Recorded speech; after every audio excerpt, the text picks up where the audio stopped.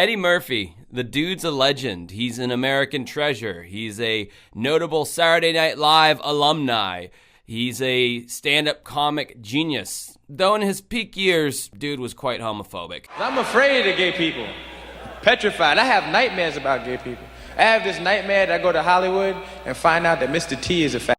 And he was a box office slam dunk. Most of the time. But he also tried to have a music career, and it was bad. And that's where I come in. Stick around as we talk about Eddie Murphy's foray into pop music. How could it be? I'm sure most of you have heard Party All the Time, which begs another question. How could it be good? This is Dancing with Ghosts.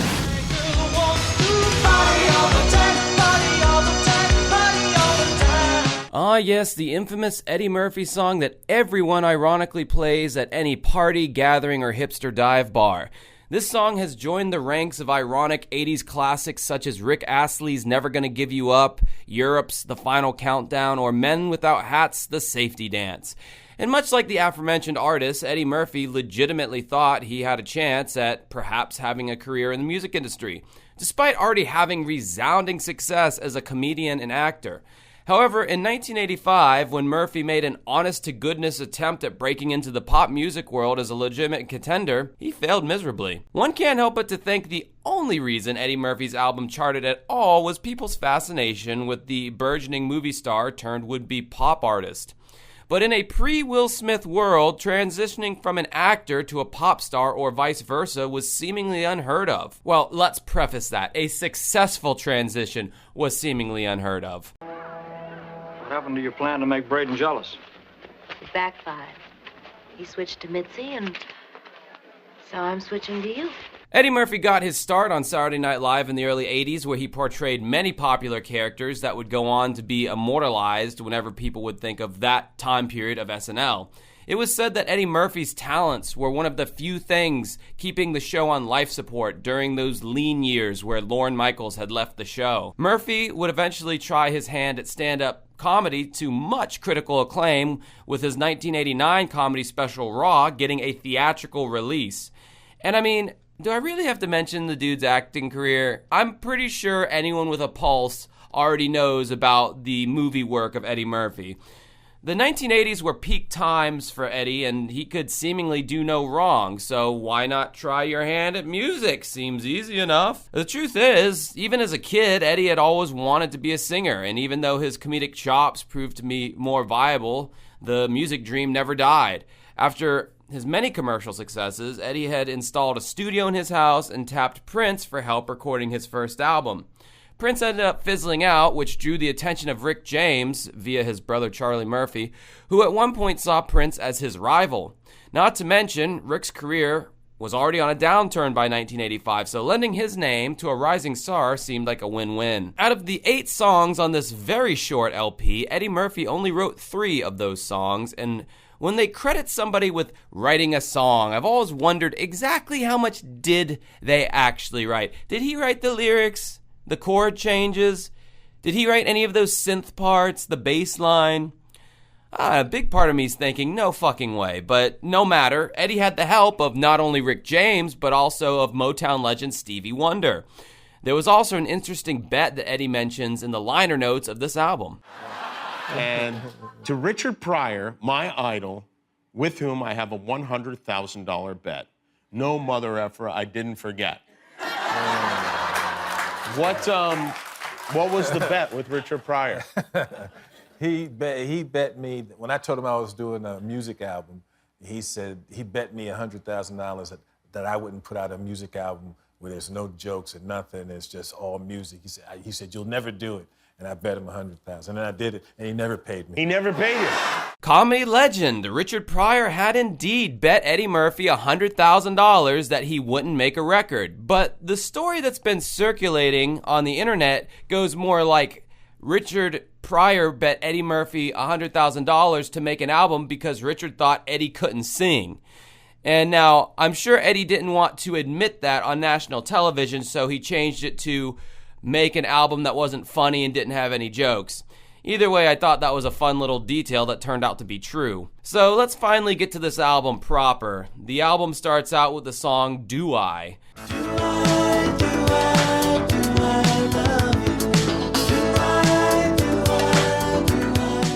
there's just so much synthetic 80s vomit already. Set to a singer that sounds very much like a poor man's attempt at Stevie Wonder. Oh look, the song was written by Stevie Wonder. The mix on this song and pretty much every other song on this album is weird. Eddie's voice is at the same level as the rest of the instrumentation, which is an odd choice when most all of pop music has the vocalist sitting at least a few decibels higher than the instrumental. This song is repetitive and there was no need for it to be almost 4 minutes long. Up next we have CON Confused. People come and people go, but stays one thing for sure, you know, is everyone is so confused. All the shitty 80s FM synthesis on this track. The music on this song sounds so cheap that it wouldn't surprise me if the whole thing was made on a toy keyboard. CON Confused was actually written by Eddie Murphy himself. And it shows! Firstly, why do these vocals sound like there's some kind of filter over them? It just sounds like a thick blanket of EQ was used to mask Eddie's lackluster performance. The overall lyrical flow has an awkward rhythm to it. This song gets awfully repetitive towards the end as well, with an annoying falsetto hook and some cheesy digital strings.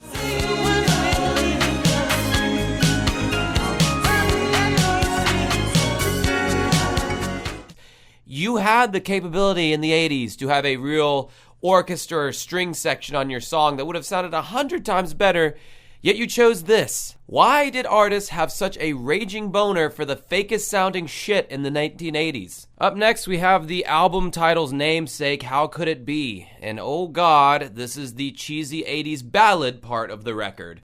Someone told me they saw you, girl, with another man. It's breaking. Vocally, Eddie Murphy is way out of his league on this song. He doesn't have the power or vocal timbre to deliver the lyrical acrobatics that he's attempting. So instead, he's summoning up his Michael Jackson impersonation, but this time it's not a joke. The awful 80s cheese and Eddie's laughably bad vocals reach their zenith towards the end of the song.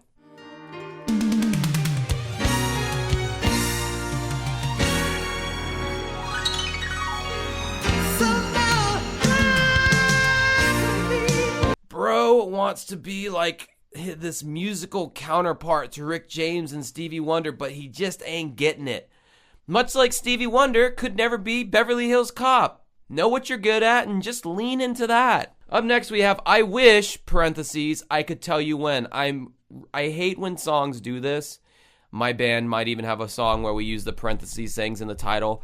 But I think when we did it, it was more clever, but 80s songs did this all the time. It would just be like needless parentheses for titles. I wish, parentheses, I could tell you when. Why can't you just call it I Wish I Could Tell You When? Anyway, petty gripe there. This is some flimsy ass attempt at 80s synth pop boogie woogie, I guess. We're gonna blow it up, baby. I don't wanna worry you, I never wanna make you scream. It sounds like the demo button you press on a synthesizer to demonstrate a certain sound.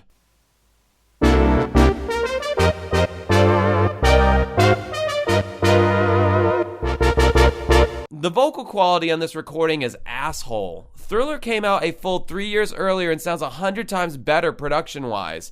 Eddie had money at this point. I don't understand why they skimped so much on production value. Alright guys, here it is. The big one. Party All the Fucking Time. This is the one song that Eddie Murphy is known for whenever somebody brings up his solo career as a vocalist. Rick James gave us this manna from heaven, and just from the beginning of the track, you can tell it's going to stand out from the rest of the songs on this record. Not to say that it's good, but it's got some legitimate ear candy to be had. First of all, that vocal melody. Then there are those beautiful Vangelis-style strings that support an already catchy chorus melody.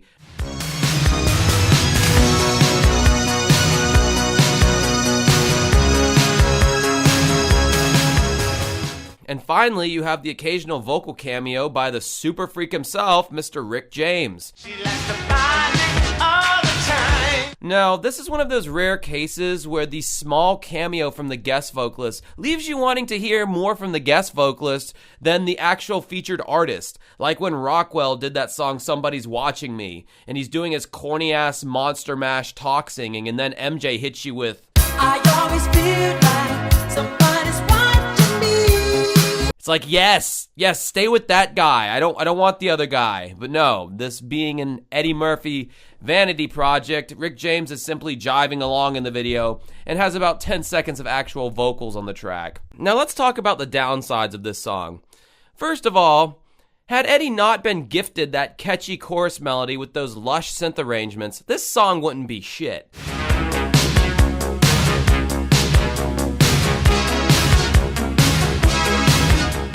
The verses of this song represent the worst of what the 80s had to offer musically. Well-worn, tired synthetic drum beats, paper-thin bass lines, cheesy synth trumpets.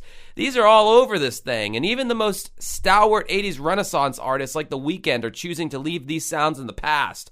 Because not only were these sounds used in every 80s pop song, but they were also used in TV commercials, network bumpers, radio advertisements. These goddamn sounds were everywhere in the 80s and early 90s.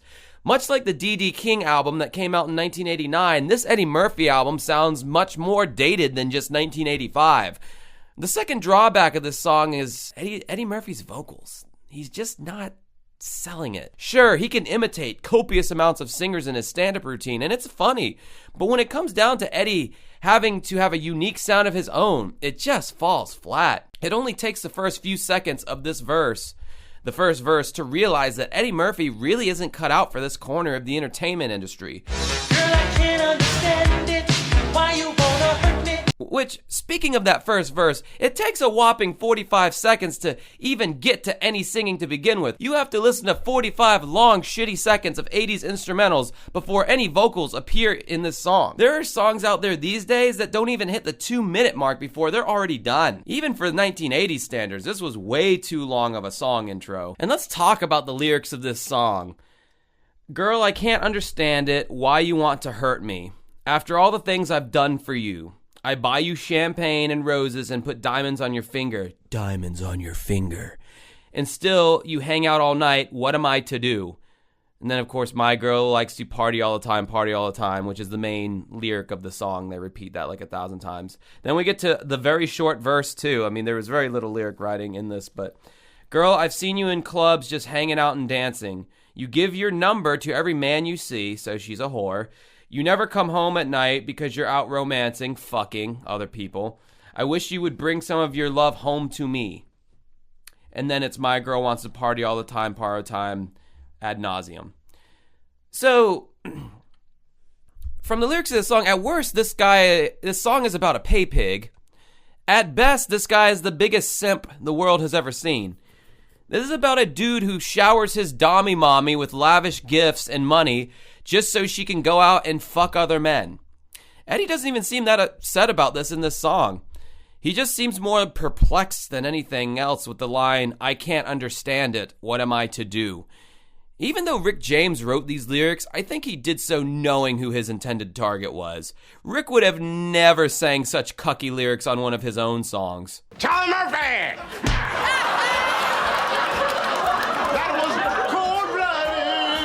Then there's this vocal towards the end of the song where Eddie holds out this hideous fucking note.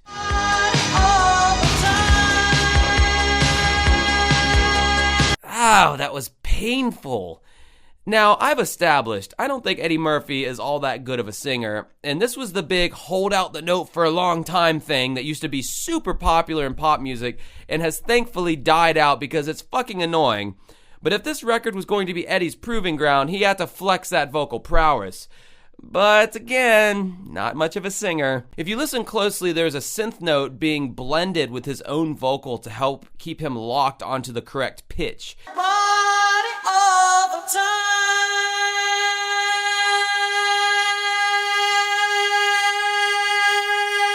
Yeah. Either that or they used a crazy amount of what is called a chorus effect, which kind of sounds like this. Party all the time. pitch correction was still very primitive in the 1980s. This was well before autotune, and though vocals could be doctored, 9 times out of 10, it was just easier for you to sing it right the first time. I can't believe I'm bringing this man up in the same video as Eddie Murphy, but to prove my point, Tony Banks from Genesis was embarking on his own solo career around this time, and on his big single, Is This Love, he would actually play the vocal melody on his keyboard as he sang the song.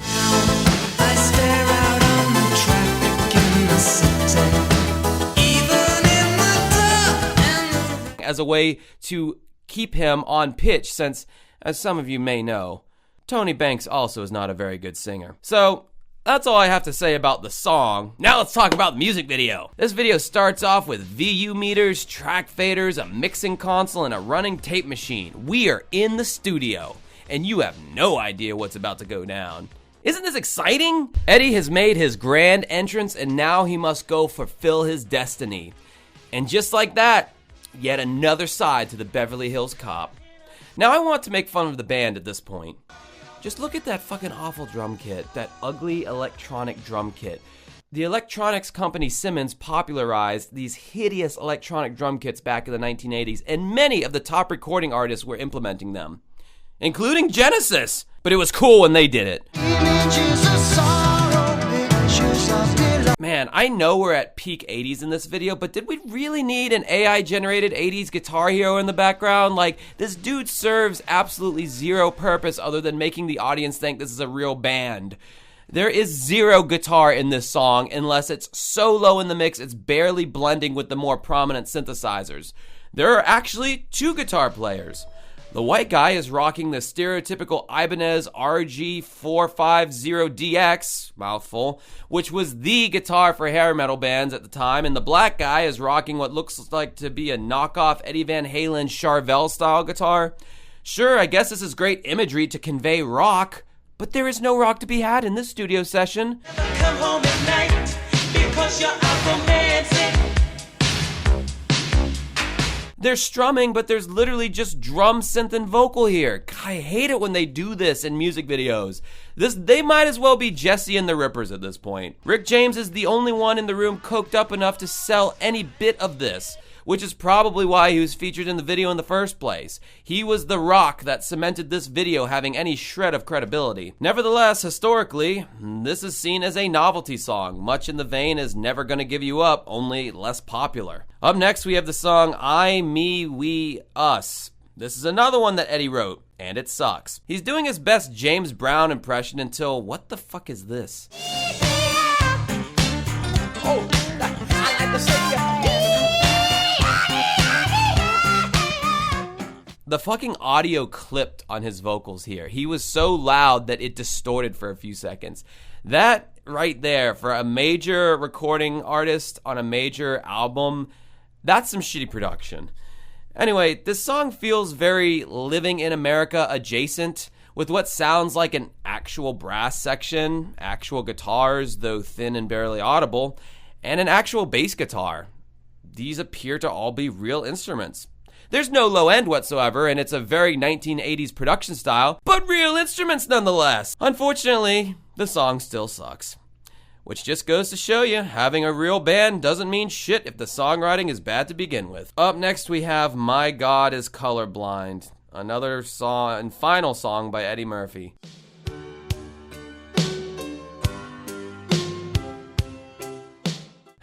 We just went from sounding like a full band to one of these little frog keyboards you can buy from Walmart.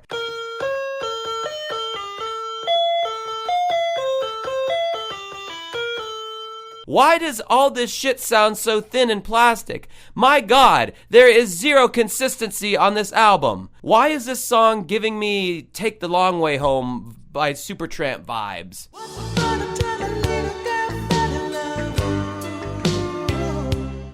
So you think you're Romeo? You're playing a part in a picture show. Well, take the long way home. And if you want to hear the lyrics at all, good fucking luck. They are bathed in reverb, yet another 1980s tactic to hide bad singing. But as you may have guessed, with a song titled My God is Colorblind, this is a ballad about how God loves all people despite the color of their skin, and maybe one day we can too. You think it's just a tepid commentary on race relations when all of a sudden, whoa! Oh! Again! Much like the Vanilla Ice video I did, Eddie doesn't use the hard R in this song. We don't want no niggas in our school. What is up with these racist-ass people in charge of inputting lyrics on Spotify? Also, much like Vanilla Ice's Hard to Swallow album, only certain songs on this Eddie Murphy album even have lyrics at all, and this is one of those few songs, meaning that somebody had to manually input these lyrics to this song. As I explained in my past video, you have to go to this one website and you have to manually input the lyrics. Spotify does not auto-generate any of this stuff. Anyway, aside from all that, this song still sucks very much. Oh, finally our last song, Everything's Coming Up Roses, written by Stevie Wonder. Typical 80s pop R&B cheese, nothing to see here. When How Could It Be finally dropped in September of 1985, it received lukewarm reviews and sold poorly, especially for Eddie Murphy standards. Eddie was quite surprised by the poor performance of his album, telling the LA Times, quote, "I thought the album would be doing much better by now. I look at Beverly Hills Cop, about 60 million people saw the movie, so you'd think at least 1 million would go out and buy my record. Unfortunately, I see it doesn't work that way." According to sources that aren't Wikipedia, Eddie shied away from doing any kind of promotion for this album. Even basic promotional tactics such as radio or TV appearances were avoided. These are basic things one typically has to do to let people know that their music exists. Also, it was the 80s. Word of mouth was everything, whether it was movies, TV, music, or even video games. If a few people bought it and loved it, they couldn't wait to go share the news with their friends, who would then also go on and buy the product themselves. I've listened to this album. It sucks. Trust me, I think you've heard enough examples in this video to form that opinion for yourself. A hidden gem, this album is not. The bottom line is, nobody wanted music from Eddie Murphy. They wanted comedy, and he was damn good at delivering that. As I said in the beginning of this video, this was a pre-Will Smith world where having a music career and also being one of the biggest Hollywood actors were still mutually exclusive. So, I don't know, let me know what you think of Eddie Murphy's foray into 80s pop. Did you like it? Of course you didn't, because you're not a glutton for punishment like I am. Anyway, until next time, have a good rest of your night.